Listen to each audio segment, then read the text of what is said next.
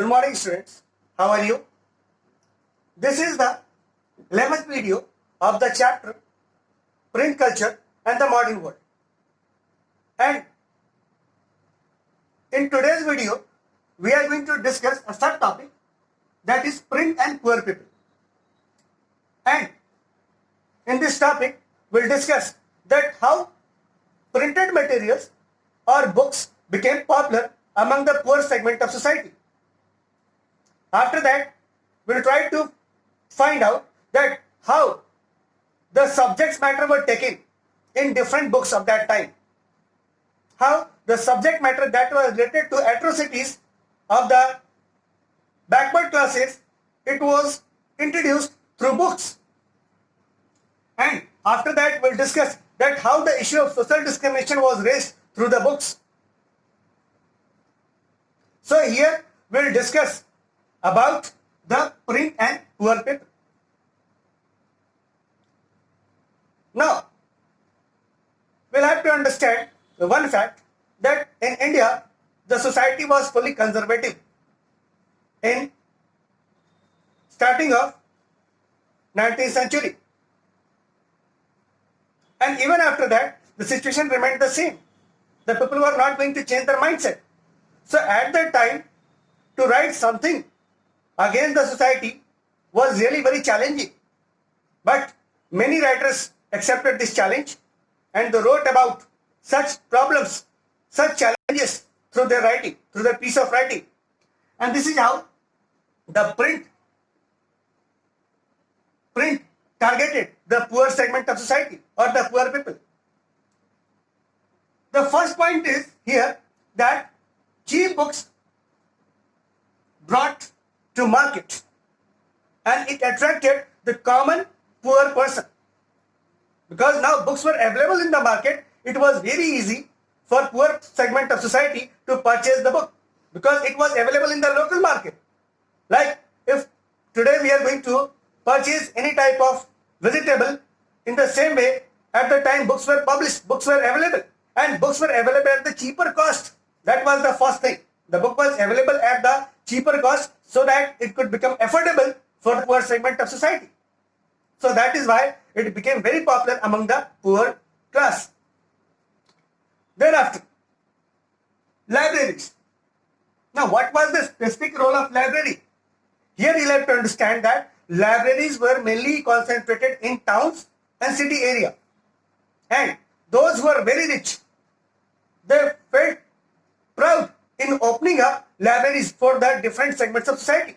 So here, poor segment of society got benefit because those who could not purchase the books, now they could easily lend the books from the library to increase their knowledge, to increase their information.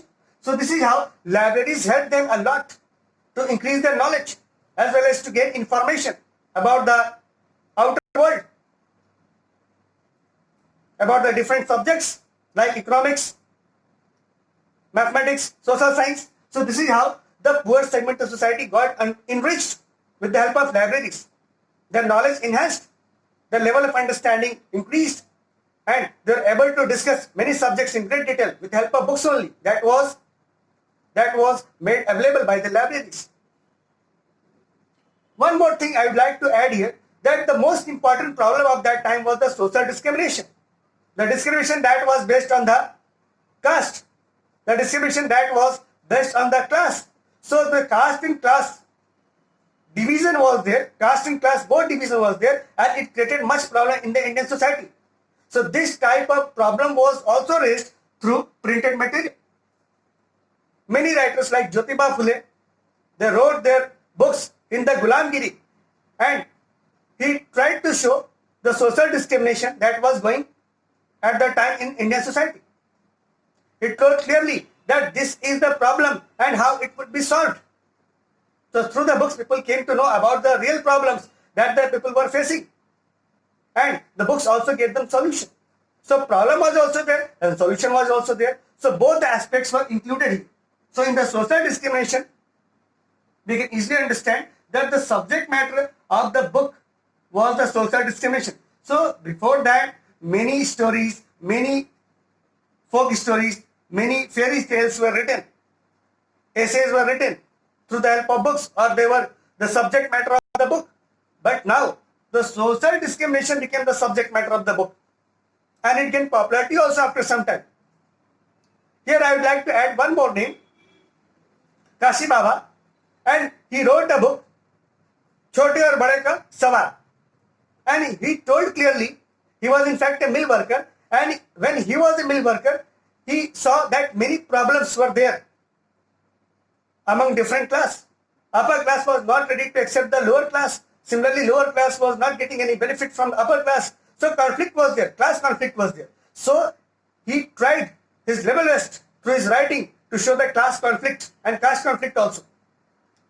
So many writers came and they wrote about social discrimination, about class and caste struggle or conflict through their books, through their printed materials. And this is how the matter was raised very seriously, and it became a deep concern for the rest of the segments of society.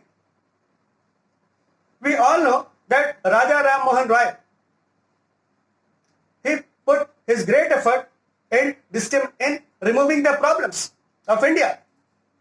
So how he got information, how he got new ideas to reform the old customary system of India. He got the information, he got the knowledge, he got the capability to remove such problems from India through books only, through printed materials only. So printed materials now was in a position to brainwash, to change the mindset of Indians. It had the potential to do all the things. Got it? Now we are going to discuss another subtopic, that is print and censorship. That is very, very important topic, and in fact it is the last topic of your book, of your particular chapter, that is print culture and the modern world. So print and censorship. So what is inside the print and censorship?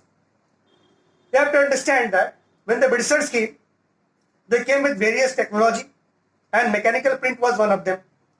Over the time, the print helped in printing the circulars, notices, but it created a problem also for the Britishers.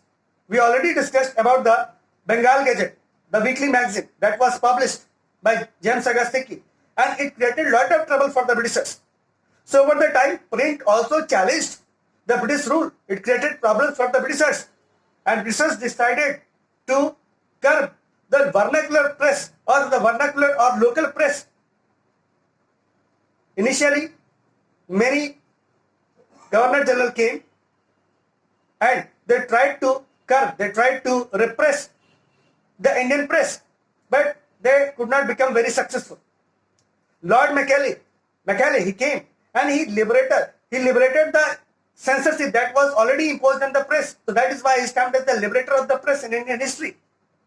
After that, after 1857, situation changed in India, and now the power was in the hand of British regime, British Empire. So Britishers decided to put more restrictions on the Indian press, and finally in 1878, Vernacular Press Act came into existence. Vernacular Press Act came into existence. So why the Vernacular Press Act came into existence and why it was curbed? We'll have to understand.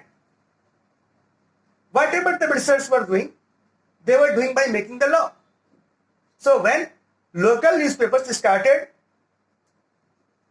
conflicting, started criticizing the Britishers thought that we should impose restriction on the local press. And for that purpose, the Britishers introduced a new act that was termed as Vernacular Press Act. So what was the specific about the Vernacular Press Act? The Vernacular Press Act put restriction on the printing of local newspaper. So this is how Britishers imposed certain restrictions on the Indian press. But Britishers were not ready to accept it. They were printing every possible things in their own way, in a hidden way. Like I must take the name of Bal Gangadhar Tilak. He wrote many articles through the newspaper like Kesari in Maratha, and he criticized the British rule. And for that he got punishment also. He got imprisonment also. So you have to understand that print created a revolution among the nationalists, and it also challenged the Britishers for their regime, for their rule. So this was the overall impact of print in India. Thank you.